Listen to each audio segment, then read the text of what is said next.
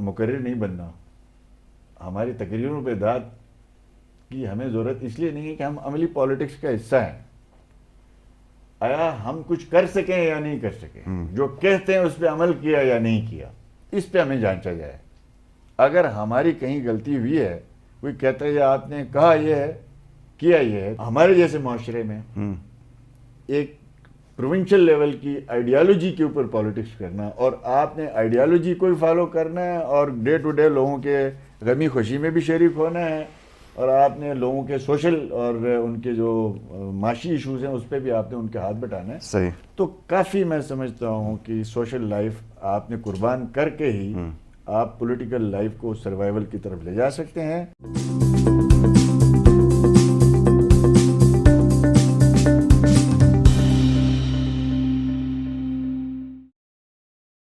السلام علیکم, آپ دیکھ رہے ہیں IMN, میں ہوں شبیر میر. ناظرین, پروگرام میں میرے مہمان حافظ الرحمان, سابق چیف منسٹر گلگت بلتستان اور صدر پاکستان مسلم لیگ نواز. لیکن آج ہم سیاست پہ بات نہیں کریں گے, بلکہ کسی اور پہلو پہ شخصیت کی ان کی بات کریں گے, جو پرائیویٹ عام طور پہ ہم کہتے ہیں کہ معاملات اور افیئرس کے اوپر بات کریں گے, ان کی پولیٹیکل سٹرگل اور اسی طرح کی چیزیں ہیں. حافظ صاحب, بہت شکریہ. مہربانی. سیف الرحمان صاحب کو اس زمانے میں یہ کہا جاتا تھا کہ آپ ہی چلاتے تھے, یہ بات صحیح تھی؟ نہیں, ایسی میری تو یقین کریں جرت نہیں ہوتی تھی ان کے سامنے ہم بات کریں. ہاں, رات کو بیٹھے کہیں نہ کہیں تھوڑی بہت جو ہے وہ مشاورت ہوتی تھی, تو ہم بھی تھوڑا بہت مشورت دیتے تھے. ہاں, باہر ہم ان کی ہاتھ پیر بن کے کام کرنے کی کوشش کرتے تھے. کسی سائل کا کام لے کے کسی دفتر میں جانا, اور کوئی معاملات کہیں جرگے شرگے کرنے کے لیے وہ ہمیں بھیجتا تھا کہ آپ 4-5 لوگ یہ کام کریں.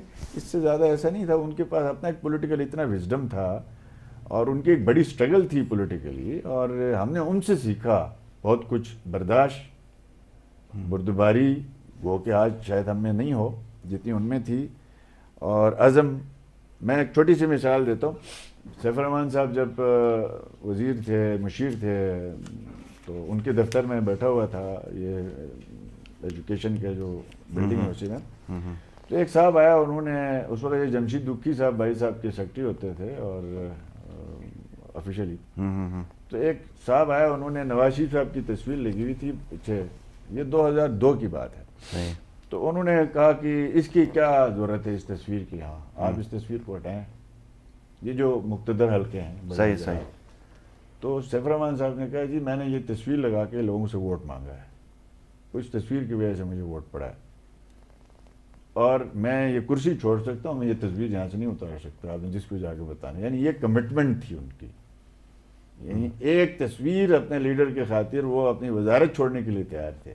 یہ کمٹمنٹ ہم نے ان سے سیکھی, ورثے میں ملی تھوڑی بہت. صحیح, یہی کمٹمنٹ آپ کی ہم نے دیکھا کہ اس کے بعد جو حالات رہے اس میں آپ کے اوپر بھی دباؤ آیا. پارٹی کے بہت سارے لوگ تو چھوڑ کے گئے تھے, تو آپ نے مناسب سمجھا کہ رہا جائے پارٹی کے ساتھ, کیونکہ اس کے ریپرکشنز تو تھے کافی.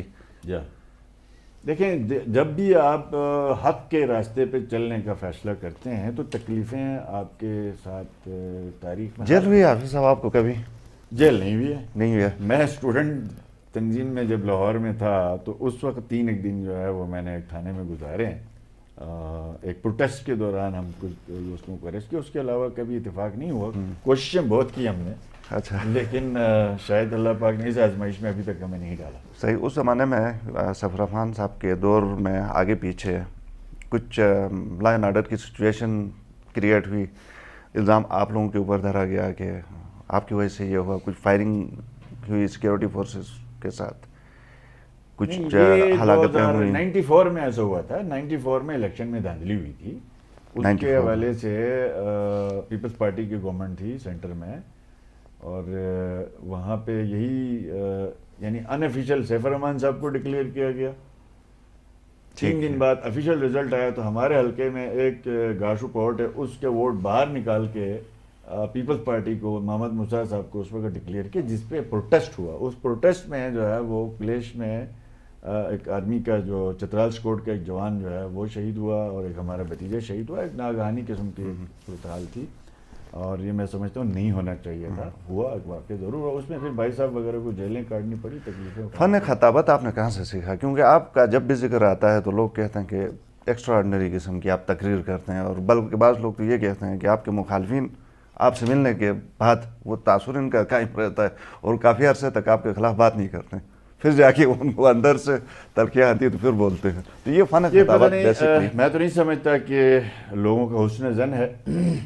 تھوڑی بہت مجھے شوق ہے کتابیں پڑھنے کا اور سینئر سے سیکھنے کا اور اچھی مجلسوں میں بیٹھنے کا. تو شاید اس وجہ سے کوئی تاثر ہے. ویسے مجھ سے بہتر لوگ بولنا بھی جانتے ہیں. اصل ایشو یہ ہے کہ میں آج دفتر میں بھی ہمارا جو مشہور شاعر ہے ملنگی وہ آیا ہوا تھا تو وہ یہی باتیں کر رہا تھا جو آپ کہہ رہے ہیں. تو میں نے کہا جی ہمیں مقرر نہیں بننا. ہماری تقریروں پہ داد کی ہمیں ضرورت اس لیے نہیں ہے کہ ہم عملی پالیٹکس کا حصہ ہیں. آیا ہم کچھ کر سکیں یا نہیں کر سکیں, جو کہتے ہیں اس پہ عمل کیا یا نہیں کیا, اس پہ ہمیں جانچا جائے. اگر ہماری کہیں غلطی ہوئی ہے, کوئی کہتا ہے یا آپ نے کہا یہ ہے کیا یہ ہے, تو میں پھر تقریر کی تو کوئی خاص اہمیت نہیں ہے. میں سمجھتا ہوں کہ لیکن سیاستدان کے لیے بہت ضروری بھی ہے اپنی خیالات کے اظہار کرنے کا. سیکھنا چاہیے ہم سب کو اور سیکھنا چاہیے. میں جب اسٹوڈنٹ طلبہ تنظیم میں تھا تو اس وقت مجھے تھوڑا بہت اس کا تجربہ ہوا, چونکہ ہماری کورسز ہوتے تھے. اچھا. اور ہمارے جامعہ میں بھی یہ کورسز ہوتے تھے کہ ہمیں کچھ نہ کچھ سکھایا جاتا تھا. آج بھی میری کوشش ہوتی ہے کہ میں آج بھی حالانکہ نیٹ کے زمانے لوگ بک نہیں پڑھتے, میں کتابیں پڑھتا ہوں. آپ کے بارے میں یہ بھی کہا جاتا تھا کہ اخبارات آپ خاص کر جو ایڈیٹوریل پیج ہوتا ہے وہ تھرو آؤٹ آپ نے پڑھا ہے, کبھی نہیں شاید مس جی جی جی کسی اخبار کا نہیں کیا. کون کون سے بڑے اخبار؟ 4-5 اخبار ہیں جس میں نوائے وقت میں اس کا اداریہ میں پڑھتا ہوں آج بھی نیٹ کے ذریعے. پہلے ہارڈ کاپی میں پڑھتے تھے, اس کا مزہ آتا تھا. جنگ, ایکسپریس اور اس طرح کی 2-4 اخبارات کے جو ہے وہ. پھر یہاں لوکل ہمارے جتنے ساتھی کرنٹ افیئر پہ لکھتے ہیں تو ان کو بھی میں کوشش کرتا ہوں پڑھ لوں. سوشل میڈیا بھی آپ جب وزیر اعلیٰ تھے بڑی باقاعدگی سے آپ فالو کرتے تھے اور ان کی خبروں کے بیس کے اوپر ایکشن بھی لیتے تھے, تو یہ بھی آپ کو لگتا تھا کہ نہیں ان ٹچ رہنے کے لیے سوشل میڈیا بیسٹ؟ یہ تو ایک سب سے بڑا ٹول ہے. اخبار میں تو خبر آتی ہے صبح. آج کل آپ کا لمحہ بلمحہ جو ہے واقعات چینج ہوتے ہیں, تو لمحہ لمحہ جو ہے وہ واقف کروانے کے لیے گورنمنٹ کے لیے جو آنکھ اور کان ہے وہ سوشل میڈیا ہے. آج ڈیجیٹل میڈیا نے, ٹھیک ہے اخبار اور الیکٹرانک میڈیا کا, ریگولیٹ میڈیا کا اپنا ایک اہمیت ہے, لیکن جو میرے خیال میں سوشل میڈیا کا ہے, ٹھیک ہے آج تھوڑا بہت غلط بھی استعمال ہو رہا ہے, لیکن وقت کے ساتھ ساتھ انشاءاللہ تعالیٰ, جیسے آج آپ چلے جائیں دنیا بھر میں, آپ جو یوٹیوب چینل بھی رکھتا ہے وہ بھی سچ بولنے کی کوشش کرتا ہے, وہ حقائق پہ مبنی خبر دیتا ہے. ہم بھی یہی کوشش کر رہے تھے یہاں پہ کہ ڈیفیمیشن لاز جو ہیں وہ ہمارے ٹھیک کیے جائیں. باقی یہ وزارت اطلاعات ختم کی ہے, میں اس بات پہ یقین رکھتا ہوں کہ آپ ڈیفیمیشن لا ٹھیک کر دیں اپنا, اور اس کے بعد آپ یہ وزارت اطلاعات ختم کر دیں.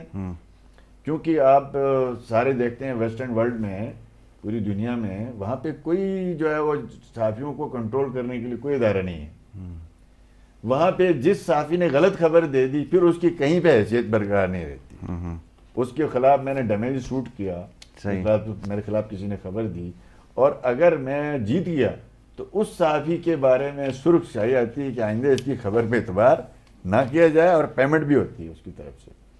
تو ہمیں اس نظام کی طرف جانا چاہیے تاکہ صحافت بھی آزاد ہو اور ہمیں صحیح رہنمائی ملتی ہے. آپ پولیٹیکل فیملی سے آپ کا تعلق ہے, ایک زمانے سے کیمپینز, پھر لوگوں کا آنا جانا گھروں کے اندر, تو کیا سمجھتے ہیں کہ پرائیویٹ لائف کتنی سفر ہوتی ہے پولیٹکس کی وجہ سے؟ دیکھیں, اگر ایک ہوتی ہے کانسٹیٹوئنسی پالیٹکس, وہ بھی کافی مشکل ہے. ایک ہے آپ نے پورے صوبے کی جماعتی پالیٹکس کرنی ہے, جیسے میں ہوں یا اور ساتھی ہوں گے. میری ذمہ داری پورے صوبے کی جماعت کو بھی دیکھنا ہے, پارٹی کے صدر ہونے کے ناطے حلقے کو بھی دیکھنا ہے. تو میں سمجھتا ہوں کہ اس میں لوگ سوچ سمجھ کے ہیں. جو لوگ بھی آج کل نئے حضرات آتے ہیں, ملتے ہیں کہ ہم نے آنا ہے, اگلا الیکشن لڑنا ہے, پولیٹکس میں آنا ہے, تو میں پہلا ان کو سوال یہ کرتا ہوں کہ آپ کو دھکا کس نے دی ہے؟ تو وہ کہتے ہیں ہمارا شوق ہے.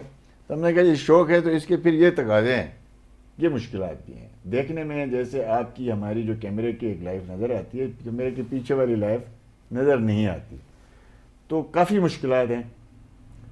ہمارے جیسے معاشرے میں ایک پروونشل لیول کی آئیڈیالوجی کے اوپر پالیٹکس کرنا, اور آپ نے آئیڈیالوجی کو بھی فالو کرنا ہے, اور ڈے ٹو ڈے لوگوں کے غمی خوشی میں بھی شریک ہونا ہے, اور آپ نے لوگوں کے سوشل اور ان کے جو معاشی ایشوز ہیں اس پہ بھی آپ نے ان کے ہاتھ بٹانا ہے. صحیح. تو کافی میں سمجھتا ہوں کہ سوشل لائف آپ نے قربان کر کے ہی آپ پولیٹیکل لائف کو سروائیول کی طرف لے جا سکتے ہیں. ابھی ہاں البتہ آدمی چیف منسٹر رہتا ہے, جیسے میرے پاس 5 سال یہ ذمہ داری رہی, اس دوران میری سوشل لائف مکمل ختم ہو گئی تھی. ابھی میں کوشش کر رہا ہوں کچھ تھوڑا وقت ملا. جب آپ نے پولیٹکس سٹارٹ کیا, کیا آپ کے ذہن میں تھا کہ آپ کسی دن چیف منسٹر بنیں گے اس ضلع کا؟ اس وقت چیف منسٹر ہوتا ہی نہیں تھا. جب سیف الرحمان, دیکھیں ہماری کوئی پولیٹیکل ہسٹری بہت بڑی نہیں ہے. سید سیف الرحمان ہمارے خاندان سے پہلا آدمی ہے جو اس نے پہلے بلدیہ کے الیکشن لڑا, اس کے بعد اس نے جو ہے وہ کونسل کے الیکشن لڑا, اس کی شہادت کے بعد میں آیا ہوں. ٹھیک ہے جی. اس وقت جب ہم لوگ سیاست میں آیا تو کسی قسم کی اس طرح کی آگے کوئی چارمنگ نہیں تھی. ہاں بس وہ کونسل کے الیکشن لڑنا, زیادہ سے زیادہ ایڈوائزر بنا جا سکتا تھا جی بی کا آدمی, اس سے زیادہ آپ کے پاس ڈپٹی چیف کا تھا, اسپیکر کا تھا. تو یہ یقین کریں, میں ایک چھوٹا سا واقعہ آپ کو سناتا ہوں کہ سیف الرحمان صاحب کی شہادت کے بعد ہمارے خاندان میں 2 تقسیم ہو گئے. آپ بھی کچھ چیزوں سے واقف ہیں اس پہ, کہ ایک ہمارا جو بزنس یا نوکری پسند لوگ طبقہ تھا وہ کہہ رہا تھا کہ آپ آزاد الیکشن لڑیں, اور کچھ ہمارے جو نظریاتی نون لیگ کے کارکن تھے کہہ رہے تھے کہ نون لیگ سے لڑ. چونکہ میں نون لیگ میں نہیں تھا, 10 جون 2000 یعنی 19 مارچ سے پہلے 2003 سے پہلے میں مسلم لیگ میں ان کا کوئی ممبر نہیں تھا, میں سپورٹر تھا بھائی صاحب کی وجہ سے. تو اس وقت ہماری فیملی کے 2 حصے بن گئے کہ ایک جی جنرل مشرف کی گورنمنٹ ہے, آپ یا کاف لیگ میں چلے گئے, ہم سب کے لیے مصیبت نہ بنے, فلاں فلاں فلاں اس طرح. تو میں بھاگ کے اسلام آباد چلا گیا. میں نے کہا میں الیکشن لڑوں گا تو نون لیگ میں, چونکہ میں نے زمانے طالب علمی سے جو لٹریچر پڑھا ہے یا جن دوستوں سے ہمارا تعلق رہا ہے وہ سارے کے سارے اسٹیٹس کو کے خلاف تھے, اینٹی اسٹیبلشمنٹ. ہم نے زیادہ تر جو ہے وہ سمجھ لیں بائیں بازو والا لٹریچر زیادہ پڑھا ہوا تھا. تو میں نے کہا جی مجھے نواز شریف کو میں لیڈر مانتا ہوں 12 اکتوبر 99 کے بعد, اس لیے کہ 12 اکتوبر کو 3 جرنیلوں نے نواز شریف صاحب کے پیٹ پہ پستول رکھا کہ آپ ریزائن کر دیں, اسمبلی توڑ دیں. اس نے کہا مارو گولی, میں ریزائن نہیں کرتا. اس نے مزاحمت کا فیصلہ کیا. تو اس لیے آج سے میں نے 12 اکتوبر 99 کے بعد ہی نواز شریف کو آئیڈیلی جو ہے وہ پسند کرنا شروع کیا. حادثہ ہوا, شہادت ہوئی بھائی کی, تو میری فیملی میں جب یہ ایشو آیا تو میں نے کہا کہ میں الیکشن لڑوں گا تو نون لیگ سے لڑوں گا, جس پارٹی کے لیے میرے بھائی نے 17 مقدمے جیلے, 2 سال جیل بھگتی ہے, میرے والد صاحب سے لے کے آج تک سب خاندان نے تکلیفیں. میرا تایا جو ہے وہ ڈپٹی کمشنر تھا, اور پیپلز پارٹی نے اتنا ٹارچر کیا کہ وہ ہوم سیکرٹری سے اس کو او ایس ڈی بنا دیا, یعنی اس دور سے بھی. میں نے کہا اتنی تکلیف پورے خاندان نے اٹھائی ہیں, اور آج جا کے جو ہے میں وہ بھائی کی سیٹ پہ تو مجھے ووٹ جو ملنے ہیں وہ میری وجہ سے نہیں ملنے ہیں. سیف الرحمان کو لوگوں نے ووٹ ڈالنے ہیں, میں تو گھر میں بیٹھوں گا, اور اس کی جو پارٹی جس کے لیے اس نے اپنی ساری زندگی اسٹرگل کی وہ میں اپنے ساتھ نہ جوڑ دوں. تو میں نے کہا یہ مجھے قبول ہے. بچوں کو آپ بنائیں گے پولیٹیشینس؟ نہیں جی, سوال ہی پیدا نہیں ہوتا. پوری کوشش کریں گے, باقی اللہ کو جو منظور ہے. مطلب میری نیت نہیں ہے, اس لیے کیریئر کاؤنسلنگ جو ہوتی ہے کہ آپ یہ چوز کریں یا نہ کریں, وہ کریں گے نہیں کریں؟ نہیں, میں تو کہیں اپنے بچوں کو ایڈوائز نہیں کروں گا, خدا گواہ ہے, اس لیے کہ یہ کافی مشکل کام ہے, اور ہمارے جیسے علاقوں میں اور مشکل ہوتا ہے. آج تک ابھی تک میرے بچوں نے آج تک مجھ سے سیاسی بات نہیں کی ہے, نہ میں ان سے کرتا ہوں. چھوٹے ہیں ابھی, بہرحال ان کو ہم اس چیز سے دور ہی رکھیں تو بہتر ہوگا. چونکہ ابھی دیکھنا پچھلے دنوں وہ اخبار میں مین سرخی لگی ہوئی تھی کہ حفیظ الرحمان کے 5 بچے ہیں, 4 بیٹے 1 بیٹی ہے, ان سب کے خلاف نیب نے تحقیقات شروع کی ہیں.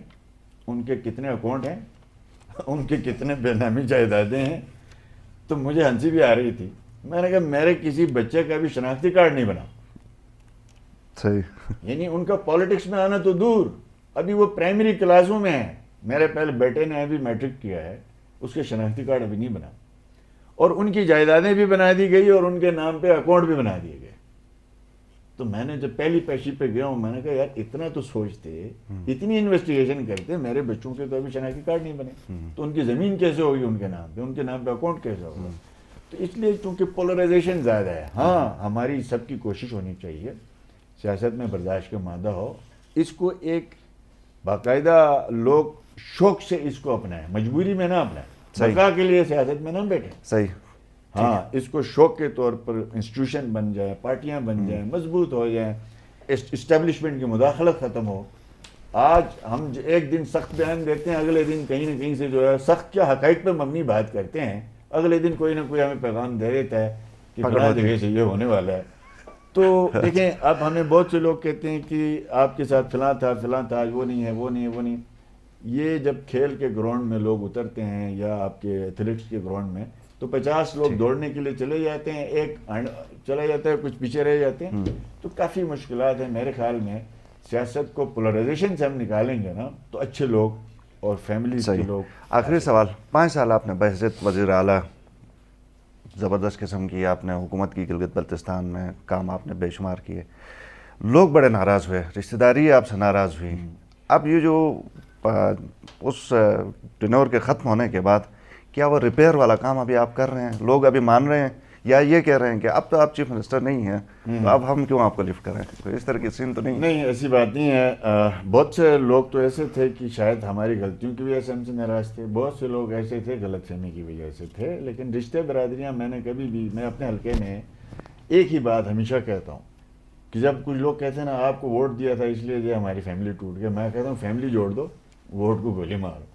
ہمارے ووٹ کے چکر میں آپ اپنی فیملیز کو خراب نہ کریں. البتہ یہاں ضرور ہے کہ ہم اپنی سوشل لائف بحال ہونے کی وجہ سے لوگوں سے دوبارہ مل رہے ہیں. اب اس وقت جب اس کرسی پہ بیٹھے ہوئے تھے, ذمہ داری پہ بیٹھے ہوئے تھے, تو دیکھیں ہمیں آہستہ آہستہ ہم سب کو مل کے تھوڑی کوشش کرنی ہوگی, ورنہ یہ چیف منسٹر کا یہ جو عہدہ ہے نا یہ بیٹھنے کا قابل نہیں ہوگا. اس لیے کہ ابھی موجودہ سی ایم بھی باقی اسلام آباد کیوں جاتا ہے, بیٹھے نا. ہم نے لوگوں کو الیکشنوں میں جھوٹ بولا ہوتا ہے, میں بھی اپنے آپ کو شامل کرتا ہوں. ہم کہتے ہیں کہ ہمیں اختیار ملے گا, ہم آپ کو یہ کر دیں گے, وہ کر دیں گے.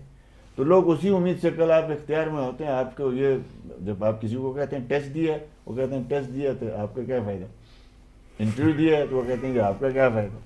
تو یہ جو غیر ضروری توقعات ہم نے اٹھائی ہوتی ہیں وہ پھر بھگتنا پڑتا ہے, ہم نے بھی بھگتی ہیں. بہت شکریہ, بہت شکریہ حافظ حفیظ الرحمان, سابق چیف منسٹر گلگت بلتستان.